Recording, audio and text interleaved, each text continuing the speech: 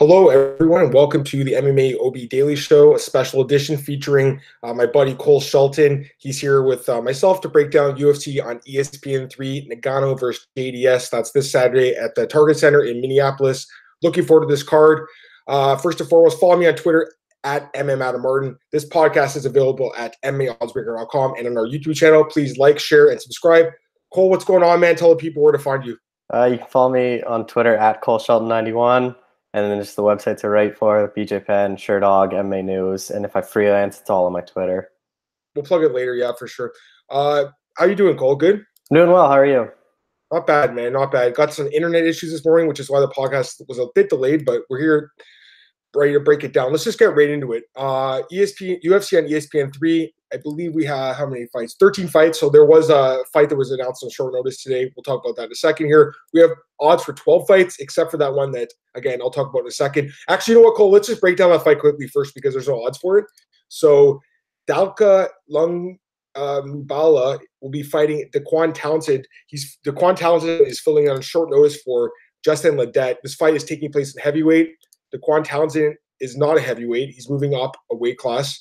He's a light heavyweight. He's also fought at, I believe, 170 because he's fought guys like Dakota Cochran and Hector Urbina. So this guy is stepping up and facing a really big dude here. Lunga Mabala is the #1 heavyweight for Africa right now. So this guy looks like a promising prospect, Cole. I mean, listen, like the guys he's fought aren't great, but they're the best guys EFC Africa has. We haven't seen too many great fighters come out of that promotion yet, but I'm telling you right now, man, I do think that there's a lot of talent in Africa just waiting to explode. And I think, with Kamaru Usman, with Francis Ngannou just really making a statement in the UFC these last couple of years, I think you will see some more talent coming out of Africa, which is in a massive continent with, billions of people. So I think you'll see some more talent. As far as this fight goes, give me your quick thoughts on this, Cole, considering we don't have the odds for it.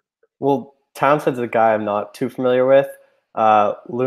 Gabaya, I don't know if that's how you say it, but I've heard of him from talking to like Sadiq Youssef and like because he's heavy into he wants the UFC Africa and he mentioned his name a bunch of times. I talked to him. He's like he's gonna be in the UFC soon, so it's good to see him.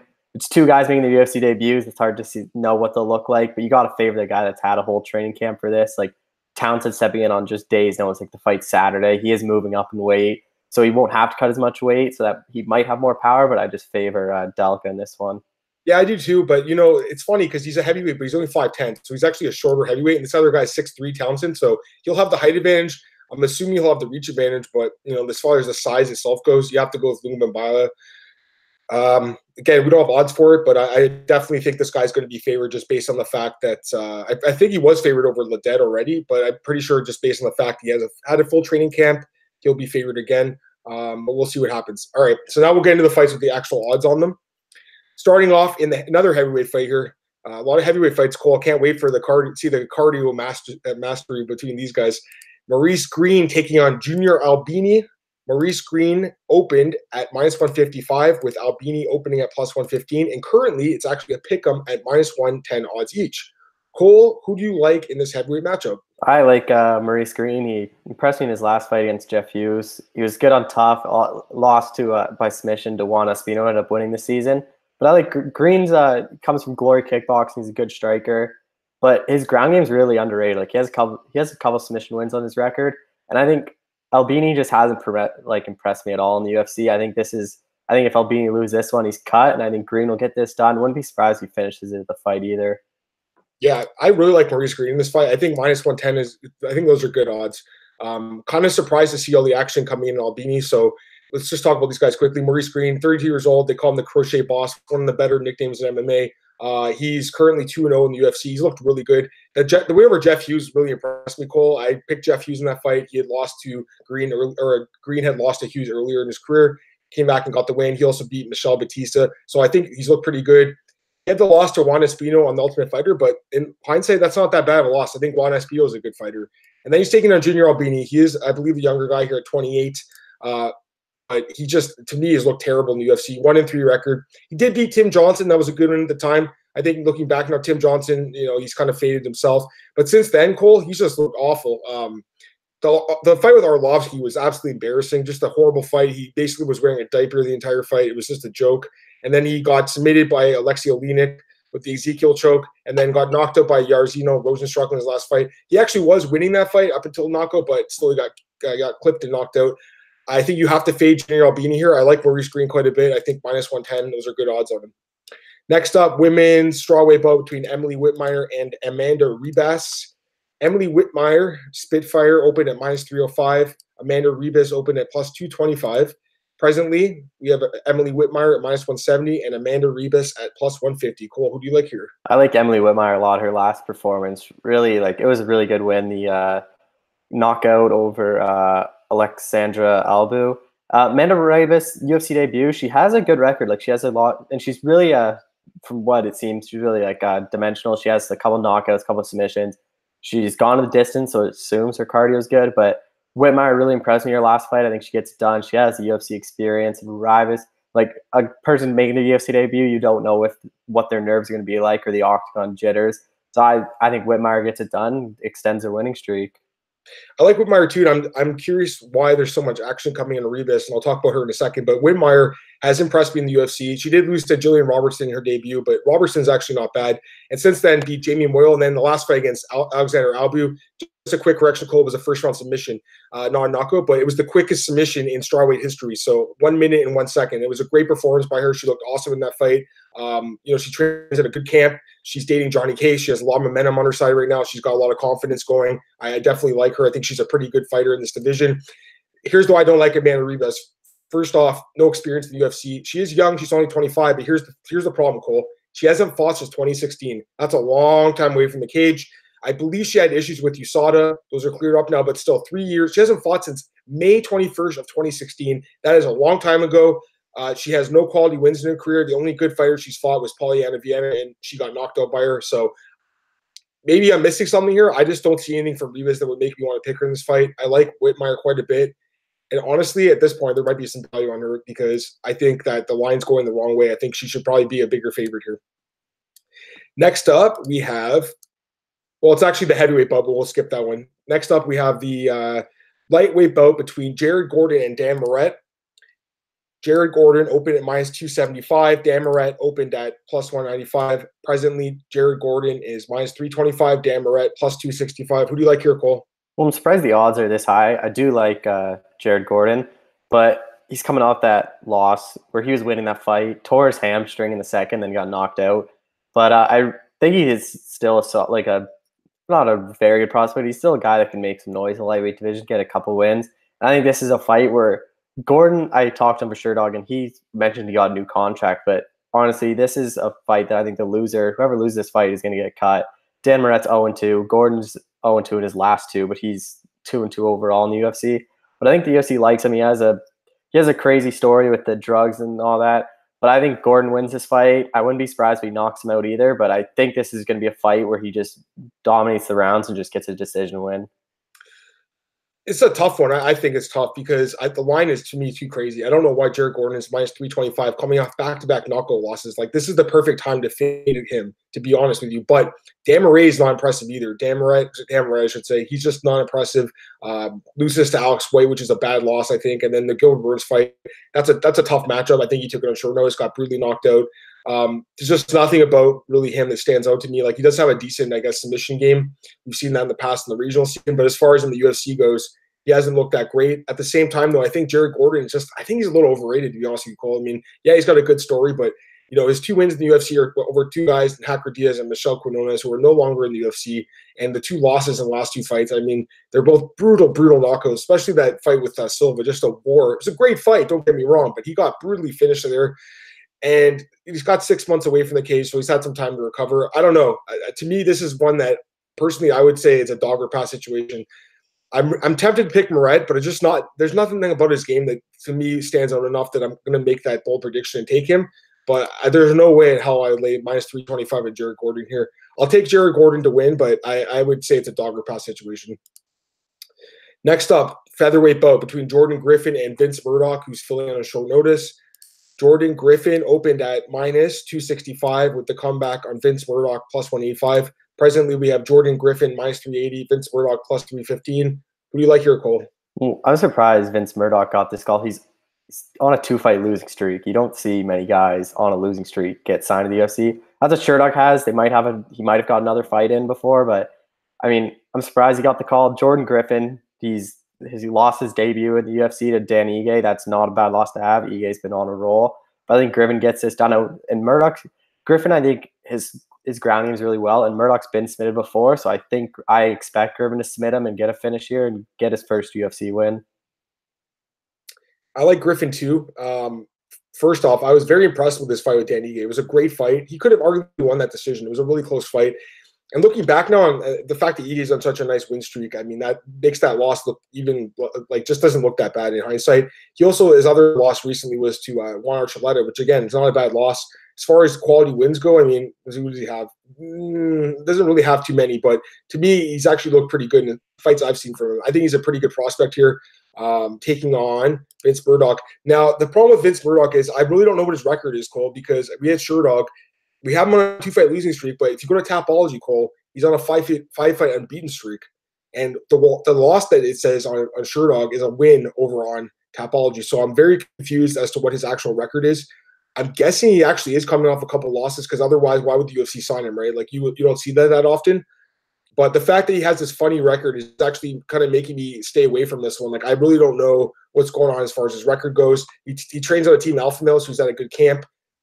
I don't know. I like Griffin. I definitely pick him Griffin. Don't get me wrong, but minus 380, I don't know if that's worth betting on here. So I'll take Griffin to win, but there's something about this fight that's kind of funny to me. And also the fact it's on short notice makes it even more funny. Next up, light heavyweight bout, Eric Anders versus Vinicius Moreira. Eric Anders opened at minus 245. Moreira opened at plus 175 presently. Eric Anders minus 345. The comeback on Moreira plus 285. I have a feeling who you like here, Cole. Who are you going to pick officially? I like Eric Anders in this fight. I'm surprised the odds are this high. Like, Moreira's last fight was not a good one against Alonzo Menafield. Like, Menafield just had his way with him, just picked him apart with the jab. Moreira's a ground guy. He's a jiu-jitsu guy. He's going to look to get the fight to the ground. He couldn't against Menafield. He just kept on getting hit, and when he shot, it was just because he was rocked, and Menafield easily shot the takedown. I talked to Anders before, and although he is coming off 3 losses in a row, this is a fight where the UFC likes his style. He says he's not worried about being cut, but I think if he loses this, like, that's 4 losses in a row. You think this could be a loser leaves town matchup, but I think Anders gets it done. At light heavyweight, he has more power. The Khalil Roundtree fight, no one really saw Khalil Roundtree doing that to Anders and looking that impressive. I think this is a fight that Anders, if he keeps the fight on the feet, he wins this fight rather easily. Okay, so I really like Eric Anders here. But, I mean, man, that fight with Khalil Roundtree was a beatdown, and that was only 2 months ago, so I'm a little worried, Cole. I'm not going to lie. I mean, he took a shitload of damage in that fight, and this is a quick turnaround. He's also on a 3-fight losing streak, which scares me. The fight with Thiago Santos was a brutal fight as well. Brutal finish in that fight. Retired on the stool. Like, it was just a nasty knockout. And then the fight with Theodoro, I don't know what to say about that one. It was a kind of a weird fight. I thought he probably won. But anyways, I don't know. Like, I love the guy. I want to bet on him. I want to say he's going to be a prime pick for me, but I don't know, Cole. The more I look into it, it's just like it's kind of a stay away from. I think I just don't think Moreira's great. That's why I'm going to pick Anders. I think he probably knocks this guy out. I mean, he looked terrible against Menafield, but Menafield's a beast. So is he that bad, or is Menafield just that good? Well, I guess we'll find out in this card because Menafield's fighting as well. Give me Eric Anders by knockout, but Cole, I don't know if it's worth betting on, man, because of the way Anders just looked late. It's kind of risky. It kind of is, you know. If he was smaller odds, maybe, but I don't know if I can. I have to think about him. He could be a prime pick for me. I don't know, though. The 3-fight losing skate, the beatdown against Roundtree makes me very worried. But we'll see. He said I think you did the interview with him, right? He said he's seen a hypnotist or something like that. So, no, that was James. James, okay. James did that one. Yeah, well, we'll see what happens then. Hopefully that's a good sign for him. I like the guy a lot. I think he's great. But, again, 3-fight losing skate, brutal knockouts in the last couple fights. Ugh, scares the hell out of me, man. Go ahead. With Anders, too, I was talking to him. He didn't get to train at Factory X for this fight either because it's such short notice. He had to train in Alabama with just Walt Harris. That's all he had. And then just a bunch of, like, amateur guys because he couldn't get out to Factory X. And the thing that surprised me a lot is he said he doesn't like fighting at light heavyweight. Like, he'd rather be at middleweight. He says at light heavyweight, he doesn't cut any weight. It doesn't feel like a training camp. Like, it just feels like an ordinary day for him. That's good, but I mean, that last fight scared me, man. He should have won that fight. He was a favorite. He was a favorite against Theodoro. He should have won that fight. I think he was a favorite against Antos. Anyways, there's something about him that scares me, but I still believe in this guy. But he's not young, man. He's a little older, for a quote unquote prospect, 32 years old. Don't get me wrong. I think me and Cole are both fans of this guy. He's a great guy. He has shown great potential at times, but again, just there's a lot to worry about from him here. Next up, bantamweight fight. Ricardo Ramos taking on Journey Newsom, who has a very, very funny name here. Ricardo Ramos open at -305. Journey Newsom open at +225. Ramos currently -335. Newsom +275. Who are you picking here, Cole? Well, I was really high on Ricardo Ramos, especially I picked him against Seyden Nurmagomedov. I thought he was going to win that fight. When he got knocked out in the first, it kind of like derailed his hype a bit. But I think Journey Newsom's kind of that perfect opponent for him to get back in the win column. I think Ramos gets this done. Good for Newsom to get into the UFC. But I think Ramos, he's just better kind of everywhere, and he'll get a decision win, or he can even finish him. Yeah, I like Ramos too. And the other thing about him, he's only 23, so he's super young still, has a lot of experience in the UFC now. He has 4 fights in the UFC. He's looked great at times. I mean, who can forget the knockout win over Ayman Zahabi on the GSP Bisping card? That was an amazing knockout. He's coming off that loss to Nurmagomedov, but that guy's pretty good. And I don't think that's that terrible of a loss looking back. Newsom taking the fight on short notice here, 30 years old. He's a prospect. He's won 6 straight fights. Really the only quote-unquote like notable fighter he's fought was Benito Lopez, and he got knocked out by him. So he hasn't fought anyone really that good. You know what? I think I'll pass on this one just because, this guy, I don't know a ton about Newsom, and he's got a good record, and Ramos is coming off a knockout loss. I'll still pick Ramos, but I don't know if it's worth laying -335 on him personally, although I know a lot of people are going to be putting him in their parlays. Next up, here's a guy I actually do like, and I feel pretty confident in. We have a light heavyweight bout between Alonzo Menifield and Paul Craig. Alonzo Menifield opened at -265. Paul Craig opened at +185. Currently, we have Menifield -330. Paul Craig +270. I think I know who you're picking in this one, Cole, because I think I'm going to pick him as well. I like Alonzo Menifield in this one, and it's pretty funny. Like I was talking to him, I'm like, do you find this as like a revenge fight for Fortis? Because Paul Craig beat Kennedy. Yeah. Whatever his last name is hard to pronounce, but and he's like, oh, I didn't even really think of that. Like I just wanted to fight. But I think Paul Craig, like Kennedy was really picking him apart on the feet, and Craig got that late submission win. Another late submission win for him on his record. But I really like Menifield. He showed he could keep the fight on the feet against Morea. Obviously, Craig has better like takedown and jiu-jitsu, so it's going to be interesting if the fight stays standing.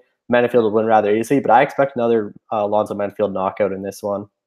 We talk about light heavyweight prospects, and there's a bunch of guys that people talk about: Alexander Rakic, Johnny Walker, a couple other guys. I think Menifield's he's right there, if not at the same spot, just a little bit behind them. But I think he's right there. First off, the guy is an absolute monster. Tons of knockout power. Looked amazing against Morea in his debut. Looked amazing on the Contender Series against Deshaun Boatwright. He's fought for the Contender Series. He's fought for LFA. He's fought for Bellator. He's fought in the UFC. This guy has a ton of experience. I think he's really just ready to take the next step. This is the perfect matchup here against Paul Craig. Paul Craig, listen, let's be honest here, Cole. We've both been wrong about his fights in the past. Everyone has, because this guy has an incredible submission game that we all underrate. But come on. I mean, how many rabbits can he pull out of his hat? The Nchekwu fight was getting absolutely beaten down, pulls out the win at 420 round 3 in a fight he was losing handily. The Magomed Ankalaev win, I mean, come on. That guy was winning the whole fight and then gets tapped out with 1 second left. That guy quit in that fight. He should have lost that fight. He could arguably be on a 5-fight losing streak. Credit to this dude. He's somehow managing to pull off these wins. But look at his losses, Cole. Submission loss to Jim Crute. Wasn't a close fight. Brutally knocked out by Roundtree. Brutally knocked out by Pedro. I don't know. Paul Craig, he's been getting these wins. Good for him. I think he's getting a little bit lucky in these fights. This is a terrible matchup for Paul Craig. I expect Menifield to brutally finish him. And Menifield inside the distance is -215. So everyone's thinking the same way we do. Either way, as far as like the favorites we talked about before, I'm more confident than any of them than Menifield than any of the other ones. So give me Menifield here all day. I think he wins by knockout in the first round. Next up, lightweight bout between Drew Dober and Marco Polo Reyes. Drew Dober opened at -350, currently -360, and then Polo Reyes opened at +250, currently +300. Cole, who do you like here? I like Drew Dober in this one. Obviously, that loss to Beneil Dariush. He was winning that fight, and then it was a really close fight against Dariush, who's arguably a top 15 guy in the lightweight division. And then he got submitted. Polo Reyes is coming off that knockout loss to Damir Hadzovic. I think and this is a thing where I talked to Dober, and he's like, this is the perfect opponent for me. He doesn't have to worry about the ground. Neither of them really plan on shooting. He said it's just going to be a stand-up fight. He says, the Frank Camacho fight between Drew Dober, he's like, that's what I kind of picture for this fight, is just us stand in the middle and trade. I think Dober has the better power that he'll knock out Polo Reyes, or it'll just be a really entertaining fight for 3 rounds. Yeah, you know what? I think the line's too high again here. I personally don't see Drew Dober as a minus 360 favorite over many people in this division, but there's a few things you can like about him. First off, he's extremely durable, very hard to knock out. I'm not even sure if he's ever been knocked out. I know he's been submitted before. That's a problem in his game, but Polo Reyes is more of a knockout artist. Polo Reyes coming off a terrible knockout loss to Hadzovic, which looks even worse considering how bad Hadzovic looked to Giagos in his last fight. He was dominating that fight. You know, the fight with Dariush, I had bet on Dariush. I was a little worried because Dariush didn't look too good. Ended up getting the submission late, but Drew Dober looked good in that fight. He was on a 3-fight win streak before that. He does have some knockout power. Like I said, a very durable chin. He is, I believe, the younger guy. Yep, he's 4 years younger. Polo Reyes 34. Now, the thing about Polo Reyes that scares me, though, he has legitimate knockout power. And even though Dober hasn't been finished before, he's been tagged a lot. Maybe this is the fight where Polo Reyes connects really early and knocks him out. Look at the Matt Frevela fight, Cole. Looking back in hindsight, that's actually a good win. Matt Frevela is not a bad fighter, so that's a good win. He also knocked out the other Dong Young Kim, so that's not a bad win at all either. I'm going to pass on this one. I'll pick Dober. I think he can grind this out, but honestly, you know, I don't blame people for taking a shot maybe on Reyes inside the distance. That's plus 470. It's possible he could get a knockout here, even though Dober hasn't been finished by strikes before. It's possible this guy could get a KO. I'm not going to bank on it. I'll just take the safe pick here, take Dober, probably a grind decision out here, or maybe you win by ground and pound, but I wouldn't lay minus 360 on Drew Dober. Next up, this is a good fight. I like this one a lot. Vince Pichel taking on Roosevelt Roberts. Roosevelt Roberts opened at minus 215, currently minus 245. Vince Pichel opened at plus 165, currently plus 205. Who do you like here, Cole? I like Roosevelt Roberts. This is a really good fight. Obviously, Pichel hasn't fought in a year, but his style, he just comes out to strike and bang, looks to knock out Roberts. Roberts, that fight to Gifford, everyone expected him to finish Gifford. It was kind of disappointing to see him only get a decision win, but I'm really high on Roberts. I think he is a really good prospect. I think this is another guy where Pichel has sort of a name where he's fought some really tough guys. He's knocked out Damian Brown, beat Joaquim Silva, lost to Gregor Gillespie where he got dominated, but Gillespie, that's not a bad loss. But I think Roberts is really high. I think this is a win that gets him that next step, and I wouldn't be surprised if Roberts wins this fight and gets a ranked opponent next. I like Roberts a lot too, man. I've been kind of banking on this guy the last few fights. He's been great for me and great for all the bettors. He's a money fighter, man. He wins fights, got a lot of experience now. He's fought Bellator Contender Series and 2 fights and 2 wins in the UFC. Great win over Darrell Horcher in his debut by standing guillotine, and then wins a dominant decision over Thomas Gifford. Didn't really understand the matchmaking in that last fight, Cole. Gifford taking that fight on his debut and fighting a guy like Roberts, who's a beast. He's only 25. He's getting better. Taking on Pichel here, 36 years old, one of the older guys in this division. Credit to this guy, man. He stuck around the UFC a long time. I remember seeing him on the Ultimate Fighter, the live season back in 2012. So he's been in the UFC for 7 years now. 4-2 record as a actual UFC fighter. Also has a 3-1 record in the show. He's got some good wins at times, but that last fight against Gillespie, definitely a poor performance by him. Getting submitted, going in here and fighting a guy who is with really good submissions in Roosevelt Roberts. I like Roberts a lot. I think he's one of the better bets in the card, personally, at minus 245. I could see him actually being steamed up by sharp bettors at some point because I think he wins this fight. I think he wins in dominant fashion. So give me Roosevelt Roberts to win by stoppage, and that's actually plus 135 to win by either knockout or submission. I think there's a very good chance that he finishes this fight inside the 3 rounds. All right, next up we have a really good welterweight bout between Damian Maia and Anthony Rocco Martin. Love this fight, Cole. Damian Maia opened at minus 195, currently minus 185. He opened at minus 195, currently minus 185.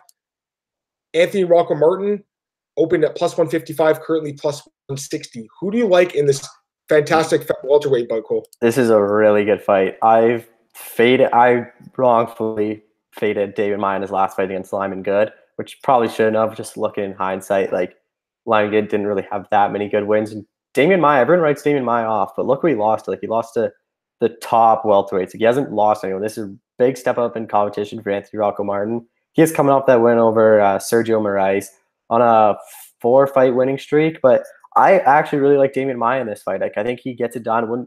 I think he's just better. I think he like does his game plan where he gets the fight to the ground, submits Rocco Martin.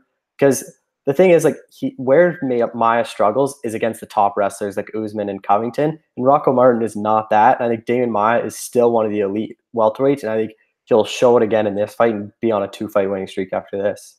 Well, I'm like you. I picked Lyman Good in the last fight, and I was completely wrong about that because Maia looked amazing here. I'm going to fade Maia again, though. I know it's crazy because he's looked great, but I really like Anthony Rocco Martin, man, just as a fighter. And I think we've both picked only the favorite so far. This is my underdog pick, and I just think there's a few advantages here. First off, Damian Maia is an amazing fighter. Don't get me wrong. I think he might be a Hall of Famer one day. He's had a great career. He is 41 years old, though. At some point, he's going to start slowing down. I thought the 3-fight losing skid showed that, but again, to elite guys, and he looked great against Lyman Good. I think Rocco Martin, though, is on such a roll right now. 4 straight wins. He's won 7 of his last 8 fights. He's got a ton of confidence. He's dating Kayla Harrison. He's got all the momentum on his side. He's just fighting at a high level right now. And here's the other thing we have to mention, Cole. Since moving up to 170, he's looked like a different fighter. He's looked amazing at 170. He's got good striking. He's got a good ground game. He's training at American Top Team now. He's got a great camp behind him. There's a lot for me to like about Anthony Rocco Martin. Also, he's 29 years old. He's in the prime of his career, 12 years younger than Damian Maia. If Damian Maia gets this fight to the ground, he's probably going to submit Anthony Rocco Martin. I think Rocco can keep the fight standing and on the feet. I think he is the better striker. He's shown that in his last couple fights that he's improved in that facet of his game. I could be wrong with this one. Maybe I'm crazy fading Maia again after what happened in the last fight, but give me Anthony Rocco Martin, man. I think he's going to grind out a decision here, just outpoint Maia and win a decision. And what are the odds on it? Well, he's plus 160, so I think that's pretty good. But Martin by decision plus 275. I think I'd rather just take him straight up because I guess there could be a finish as well. All right, co-main event time. Great rematch here between 2 flyweights. Kind of a shame it's not an interim title fight, Cole. I think it should have been. Looking back. The UFC, I think, made a mistake here. I know they haven't been doing the interim titles as much lately. I think fan backlash said something, but this is the case where I think it'd be perfect to do one. So we have Joseph Benavidez opened at minus 165, currently minus 165. Line hasn't moved. UCA Formiga opened at plus 125, currently plus 145. So the line just tightened up a bit. They're getting a little bit more value on Formiga here. Cole, who do you like in this rematch? I really like Joseph Benavidez in this one. Formiga, though, I did get his last fight wrong. I thought Figueiredo was going to beat him. That was an incredible performance by Formiga. But Benavidez has looked really well as late. He knocked out Alex Perez. And the Dustin Ortiz fight, that was a tough fight. Ortiz was really good, and he got the decision win. And Benavidez, I think he's, in my opinion, I feel like people are still underrating him, which is crazy. I think Benavidez goes into every fight, and people are like, oh, this might be it for him. And oh, he lost to Johnson Cejudo. But I think he's still a top flight. I think if they ran back him and Cejudo, I think he beats Cejudo, but I think they run it back again. I think Benavidez beats Cejudo again. I think this should be an interim title fight, like you said. These are the top 2 flyweights in a division that doesn't have much to look forward to. Cejudo's out, probably going to defend bantamweight next. This should have just been interim. If Cejudo doesn't defend, then this just becomes the champion. And it sucks to see Benavidez if he doesn't get another title shot in flyweight. It's because he's one of the best ever. But I think this fight's going to be really interesting. I think it goes the distance. I think Benavidez gets it done. Yeah, I feel bad for Joseph. It's he had the losses to Demetrius, and then Demetrius left for 1. And then they basically were like, okay, we're probably going to shut down this division. And then Cejudo wins the title or whatever. And then they were like, okay, we're keeping the division now. And then this guy has a previous win over Cejudo. Yes, there was a little controversy there because I believe of a low blow, but still, Benavidez won that fight. That looks so good right now, Cole. That's a great win to have. I personally disagree with what you said there a little bit because I think if they ran it back, I would have to take Cejudo based on the improvements we've seen. But I'm with you, man. I think Benavidez is still a beast. I mean, the guy, he's 34. He's a little bit older now, but still fighting at a high level. Won 8 of his last 9 fights. The one loss to Sergio Pettis. First off, he was coming off a long layoff, I think, due to torn ACL or something. So a major injury. Looked rusty in that fight. And since then, I faded him against Alex Perez, Cole, and he fucking destroyed Alex Perez. That was an insane performance by him. And then he goes and beats Dustin Ortiz, gets him cut from the UFC. It was a dominant performance. So this guy's a beast. He's a great fighter. He really deserves another title shot. Then you got Formiga on the other hand. He's same age, 34 years old, 23-5 record. He's a beast. He's been around forever too. He's on a 4-fight win streak. I'm like you, Cole. I got the last one wrong against Figueiredo. He does have a win over Pettis, so head-to-head, he actually has the win over Pettis. But we've seen him fight and lose multiple times in the past. His striking just isn't up to par, in my opinion. And here's the other thing you forgot to mention, Cole, and I mentioned it briefly, but I didn't talk about it in detail. They have fought before in 2013, and Joseph Benavidez won by strikes in the first round. I mean, I personally don't know if they've evolved to the point where Formiga is that much better of a fighter at this point. I still think Benavidez matches up really well with him.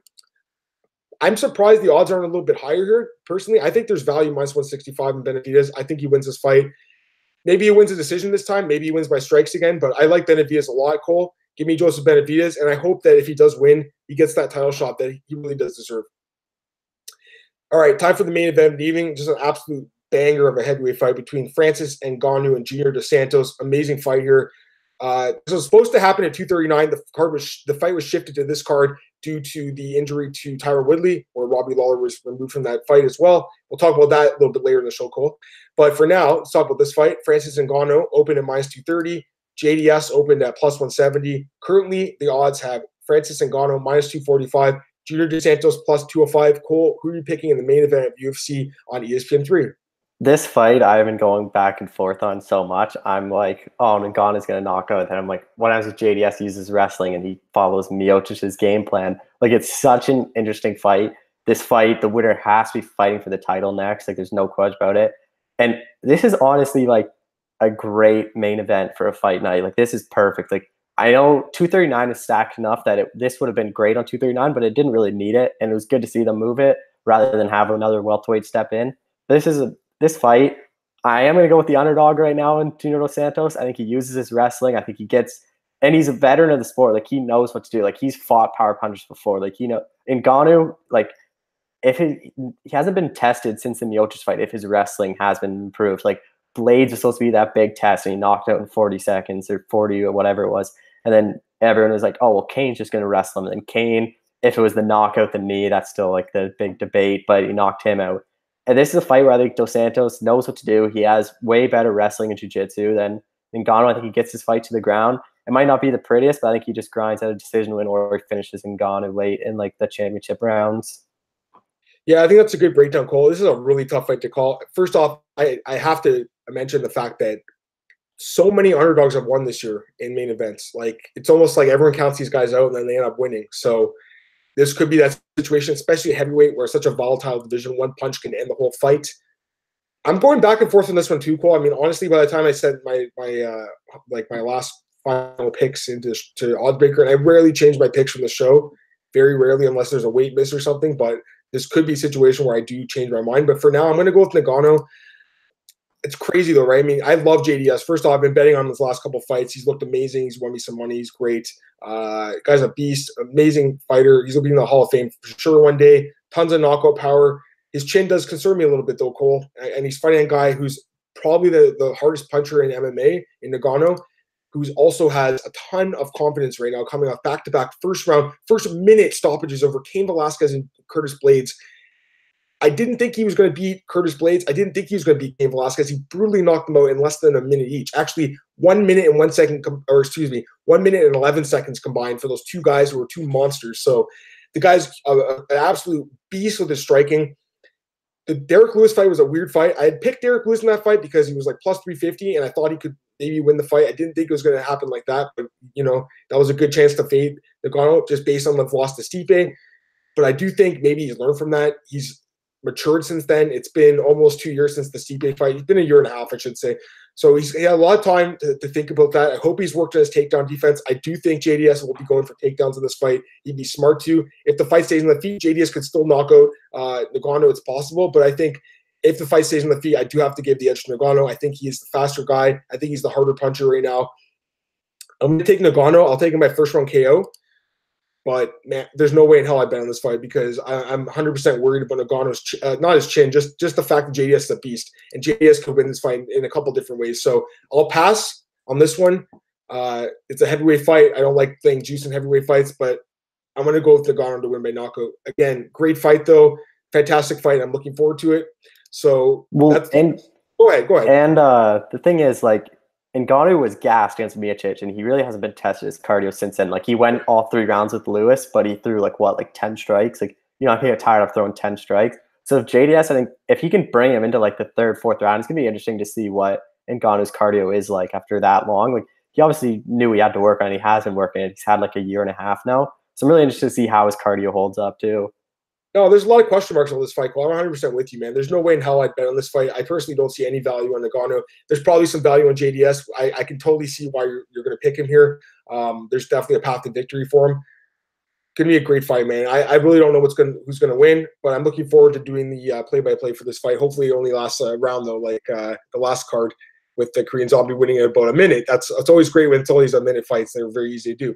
Okay, so that completes the UFC on ESPN 3 breakdown, like I mentioned. We're picking almost all the favorites. I'm going to take Martin and Cole's taking JDS. So otherwise, we're taking all the favorites. We don't know the odds for the one heavyweight fight they added, but otherwise, pretty much all the favorites should win on this card. There'll probably be a couple of surprises.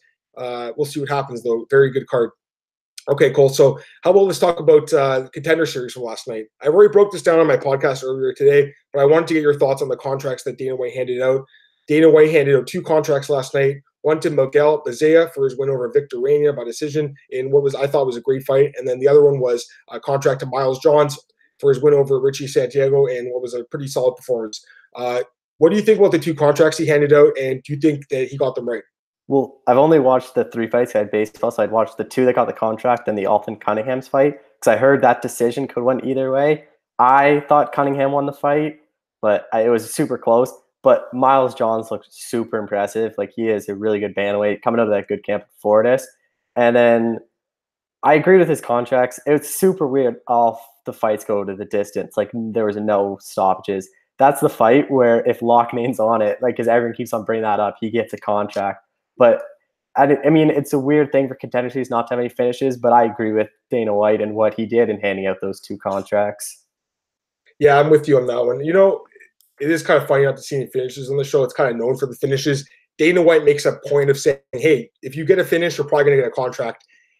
Two shows now, Cole, with 1 finish. That's got to change next week, I think. You know, I'm not saying these guys weren't trying to finish. Of course they were trying to, but they didn't get it. So someone's got to get a finish. That's pretty much how you guarantee a contract. I definitely agree with John's getting a deal. I don't know about Bezea. It was a great fight, but you know, you look at some of the other performances on the card, like Gonzalez and Daukaus. They were both dominant performances. I feel bad for Tony Johnson, though. I mean, 36 years old. He pulled off the win. It was a close fight, but, you know, he didn't get the contract. Give me 1 sec, Cole. Just talk about the fight, the main event a little bit. Thanks. Well, the Cunningham, like, it was a super close fight. It was good for Johnson to get the win. Cunningham had a lot of hype going into this fight. A lot of people thought he was going to win. But Johnson grinded a decision. It was a super close fight. I thought Cunningham won the fight. Johnson did enough. It's really interesting, 36 years old, to see a guy that old get a shot in a Contender Series. But, like, I mean, it was crazy. Johnson, 36 years old, heavyweight. It's crazy to see that guy on the Contender Series. But I thought, I mean, they could have given him a contract, but it's not something that, like, everyone's on Twitter, like the Loughnane, like, oh, we should have got a contract. Yeah. It was a fight where it's like, if he got a contract, I would have been like, oh, why is he getting a contract? And if he didn't get a contract, like he didn't, I would have been like, I get why Dana White didn't give him one. Yeah, I'm with you. Apologies for my dog's barking. The weed man's here fixing the grass or whatever. So that's why they're barking. They're not excited about this card because there's no finishes. Well, I don't get with Contender Series. Why are all the odds so crazy? Like, it's crazy, right? Like, even last night, you know, I was looking at the odds. They first off, they came out really late. So bettors had no time to really break down the fights when the odds came out. They had like 2 hours. The odds makers got to get these odds out quicker. It was ridiculous how late they came out. But I'm with you, Cole. Like, a lot of these guys, like, how about last week with that dude that lost to the what's his name? Meeks. What's his first name? Alton Meeks. Or yeah. What's his first name? Was it Alton too? Yeah. I think it was Meeks. Anyways, what's his whatever? But yeah, Alton Meeks. Yeah, Alton Meeks. You have 2 Altons back to back. The 2 Altons lost. Fade anyone named Alton. They all suck. No, I'm kidding. But you know what? Why was that guy minus 900 though, Cole? Like, it made no sense. Even this guy, minus 600, really? Like, you know, last time I saw him fight, he got knocked out in brutal fashion by Bevon Lewis. Like, there's nothing impressive about this dude at all. I thought he was probably going to win, but come on. I mean, at those odds, it was crazy. It was a stay-away fight. The only guy I really liked on this card was Miles Johns. He should have been in the UFC either way, Cole, honestly, with the LFA belt or whatever, but he's going to get the contract now. But I'm with you. Like, the odds are very strange on this card, like, very weird. I mean, to be fair, the odds makers, for the most part, these guys were dominant in their fights, but, you know, it's still kind of crazy. And then they've had 2 huge upsets the last 2 weeks. last week with DeCastro, he was like plus 650, and then you had Johnson plus 450. So we've seen a couple massive upsets. But yes, I'm with you. Like the odds seem a little off. Hopefully there's some finishes next week, man, just to make it easier for Dana White. And for these guys, it sucks. Like I remember seeing Daukaus last night. They were talking to him. Lorisenko was talking to him, and he's sitting in the back waiting on the thing, and Dana White's talking to him. You just see how disappointed the guy was. Like, you know what? He had a dominant win. I think he won like 30-25 in the scorecards. He didn't get to finish though, Cole. So it's like, and same with Brendan Loughnane. I thought he should have gone to contract. I'll tell you what I think about that. That's just Dana White being so stubborn, just being a stubborn guy. You have every fan in the world saying, why is this guy not in the UFC? All the media saying this guy should be in the UFC. And you got Dana White saying, oh, you went for a takedown. The dumbest thing I've ever heard by Dana. I think Dana's a really smart guy. Obviously, he knows more about MMA than all of us, to be honest. But that was a bad call on his part. He's just too stubborn to change his mind, Cole. I hope Loughnane gets a shot in the UFC. At this point in time, doesn't look like it. Well, Bellator should even consider signing him with the European series they got. Oh, it makes so much sense. He could headline a card there potentially, or a co-headline or whatever. They have tons of European guys. It makes a lot of sense there. There's still a few other things I want to talk about, Cole, before. Is there you want to talk a little bit about the UFC last week? Anything that stood out to you on the Greenville card? It was a great card, right? Yeah, it was really good. We kept on talking about it in the chat how good it was. The Korean Zombie, man, I keep on it sucks for people that have only been paying attention to the UFC for the past 2-3 years because they're like, oh, who's this guy? But he has been putting on absolute shows. Ant Walker at Sherdog, he brought up the point. He's like, Chan Sung Jung is big, probably one of the biggest what ifs. So what if he didn't have to do his military service? That was in the prime of his career, coming off that loss to Aldo where he separated his shoulder. I think honestly now run back Aldo Korean Zombie because Aldo's kind of in this weird spot in the featherweight division. Everyone keeps on calling for Calvin Kattar. It's that would be an entertaining fight, but I think Korean Zombie Aldo, that can headline any fight night card you want, and it's such an interesting fight. Their first fight was amazing, and now Aldo's kind of in limbo in the featherweight division. He's not going to get another title shot. Just have him do fun fights. He doesn't want to go up to lightweight. But then what else was on there? There was just a lot of finishes, a lot of really entertaining fights. It was one of the better cards of the year, and it was a fight there was a card that we said there's not many big names, but there's going to be a lot of interesting matchmaking. The matchmaking proved to be really good. The Ige fight was really good. Really enjoyed that one, but it was just a lot of standout performances. Duran win, Eric Spicy, the first fight of the night. That was incredible. What a way to start off the card. Go ahead. Ariane Lipsky, man. I don't know. I picked her in both fights, I think, and it's just been disappointing. She hasn't been able to pull anything off. It's almost like she's scared to pull the trigger on her punches like she was in KSW. Yeah, no, I'm 100% with you. I agree with everything you just said. What about Bellator London? Now, first off, I think both of us were mostly watching the UFC card, so we didn't get to check it out. And Bellator made it very difficult for the fans to watch these fights, Cole. We have to point that out. But any thoughts on the main event where Rafael Navarro Jr. pulled off a huge upset beating Gegard Mousasi? Well, I had it on my phone, but obviously I had to score the fights, and I was live tweeting on the Sherdog account, so I wasn't really paying attention. In between rounds, I'd check it out. And when I swear I was watching 2 different fights, because when I would look down in between one rounds, it'd be Lovato Jr. on top of Mousasi just dominating, and then the next in between rounds, I check down, it's Mousasi ground and pounding Lovato. I was a super close fight. I wish I could watch it in full to score my own, see how I'd score it. I know some people I saw on Twitter scored it for Mousasi. It was really close. Some people thought it was a draw. But it's a fight that I think just Bellator runs back and sees what happens. But Bellator needs, you're in 2019. You can't be doing tape delay cards. You have DAZN for a reason. Paramount Network, what's really on Paramount Network? Take the 2 p.m. slot or whatever and show it on. And then if you want, do the 9 p.m. slot for people that can't see it in the afternoon. Yeah, I'm with you, man. There's a lot of issues there. How about this? Did you watch bare knuckle fighting at all? Did you check that card out? Yeah, I did. Okay, so what are your thoughts on bare knuckle fighting in general, man? I'm still not 100% behind it. What do you think? Oh, I'm not 100% sold. It's something that with the Lobov Malignaggi fight, I had to watch it. Yeah. But it's not something that I would say there's no UFC on a Saturday and it's bare knuckle. It's not something that I'm going to say, oh, I'm not going to go out. I'm going to stay in and watch bare knuckle. It's something that I'm going to watch at my convenience. I'm not going to the Lobov Malignaggi fight I just watched Sunday morning, and it was so disappointing. That they hate each other. I thought they were going to come out swinging, but Malignaggi just played his boxing style where he was getting in and out. And Lobov was the one that was the aggressor and just kept on pushing forward. But I mean, bare knuckle, it's the thing that with you, I'm not sold on it. I don't really know how to think of it right now. But it's not something I don't know if it's gonna last. Like it's something that it's cool to see these like ex UFC guys still be able to fight and get paid. And good thing they are paying on like that other promotion, but it's just a thing. And there's way too many decisions. Like this was a card that was gonna bring in a ton of eyeballs for bare knuckle, and a lot of the fights just didn't live up to the expectations. Yeah, I'm with you, man. I don't know. I'm not too sold on it. It's kind of weird. It's like it's not MMA, it's not boxing, it's something in between, and it's not super exciting to me. I don't know. There's just something about these fights that I don't know, man. Like they have a lot of guys that are kind of like I don't want to say washed up, but guys in the tail ends of their career. You know, like Chris Levin. I don't know, man. There's just something about it that I had to check it out, like you, Cole, but I'm not dying to watch the next card. Like Leonard Garcia versus Jason Knight. That's an okay fight. I mean, don't get me wrong. It should be a fun fight to watch, but we'll see. I mean, it's not something that's making me jump out of my seat to go and watch it. Last thing before we get out of here, Cole. Some breaking news the other night. Colby Covington's fighting Robbie Lawler at UFC Newark. This kind of came out of nowhere. I was very surprised to hear this news. I think we all assumed that Colby was going to fight Kamaru Usman. Now he's fighting Robbie Lawler, former training partners at ATT. Main event of UFC Newark.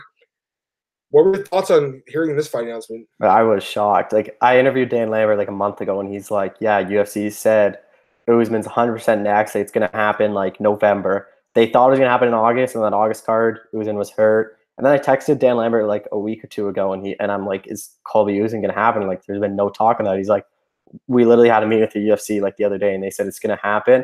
And then when it got announced, I texted Lambert again. I'm like, "What happened?" He basically like, the UFC demanded we took it, and I'm like, so it's kind of weird. It's like I wonder what they said to Colby like to make him take it because he's been waiting out for this long, but he needed to fight. Like he's been off for way too long. But this is a really good fight. Robbie Lawler, Colby Covington. Like, but I think Covington right now I'd edge Covington to win it, but it's a fight that I need to look further into to just really make my pick and like decide. But it's because like Covington hasn't fought in so long. Like you don't know what he's been like. But winner of this, I think Colby's plan, from what I understood from Dan Lambert, was win this fight. Hopefully you're not injured and fight Usman in November. But I mean, if Ben Askren has a good performance next weekend, like he could easily jump the queue and fight Usman for the title. Yeah, I'm with you on that one, man. It's just it kind of came out of nowhere.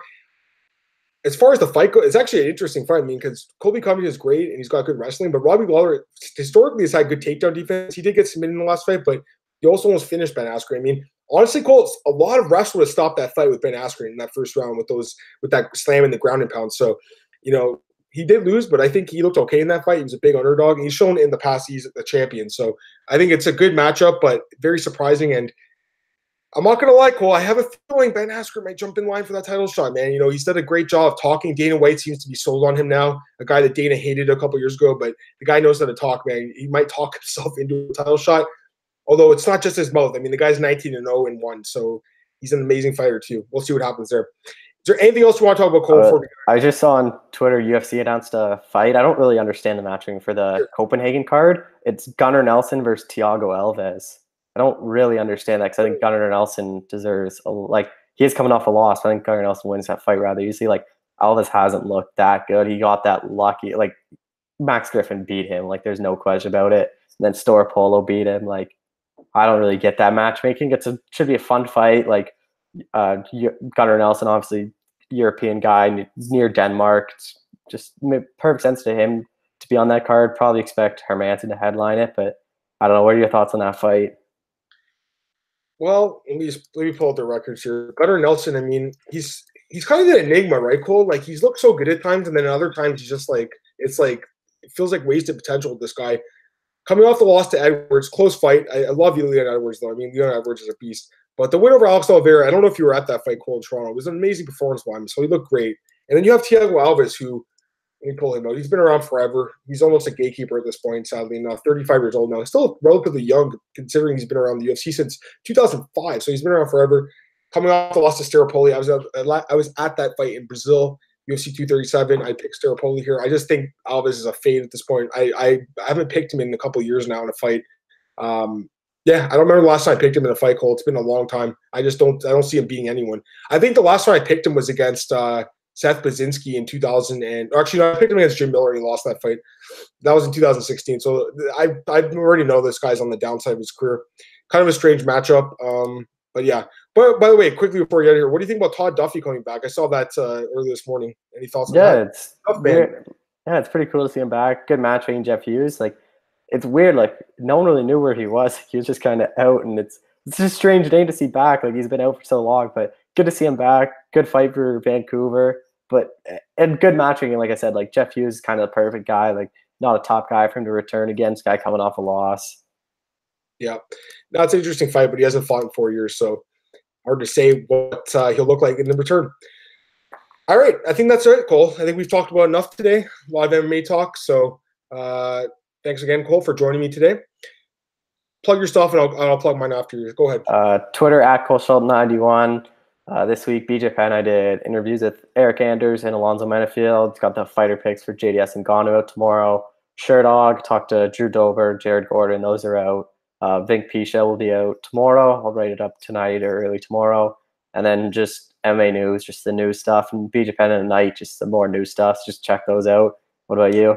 Sounds good. Yeah, follow me on Twitter at MMAdamMartin. Again, this podcast, MMAOddsbreaker.com, YouTube.com/MMAOddsbreaker. Like, share, subscribe. We both appreciate that. Thanks, guys, for watching the show. Always appreciate it. Also, check me out at Sherdog.com, BJPenn.com, MMAnews.com, and MMARings.net. I'm everywhere these days. Cole's everywhere these days. Just follow us on Twitter. You'll see all our stuff. Cole, thanks again for joining us today. And thank you guys for joining us and watching the show. And we'll be back, I believe, next week. Actually, we'll be back next week to talk about UFC 239. I can't wait to talk about that card, Cole. But until then, follow us on Twitter. And I'll be doing the play-by-play this weekend for Sherdog, so check me out there. And I hope Cole's going to be joining me along for the ride there. But until then, I'll see you guys later, and have a great day, everyone.